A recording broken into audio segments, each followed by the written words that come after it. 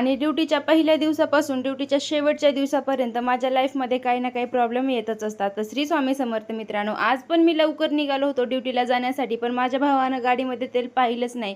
त्यामुळं आम्ही गावाच्या बाहेर आलं कीच आमचं तेल संपलं. मग त्यानं पुन्हा तेल टाकायला गेला. तोपर्यंत आम्ही असा टाईमपास केला.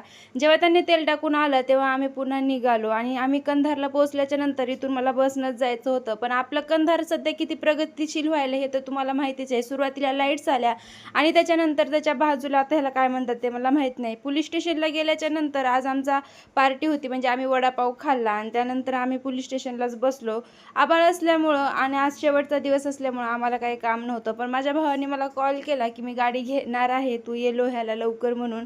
तर मी तिथून लगेच लोह्याला आलो. सगळं ह्यांचं काम झालंच होतं. डायरेक्ट सही करून गाडी घ्यायचीच होती. त्या टायमिंगला मी आलो होतो आणि असं एक फोटो वगैरे काढून गाडी माझ्या भावाने शोरूममधून बाहेर काढली. आता मी म्हटलं की नवीन गाडी आहे, तू माझ्या हातात दे म्हणून. पण त्यांनी म्हणले की आमची एवढी हिंमत नाही की आम्ही तुझ्यावर एवढा विश्वास करू शकत नाही की सुरुवातीला नवीन नवीन गाडी तुझ्या हातात द्यावं म्हणून.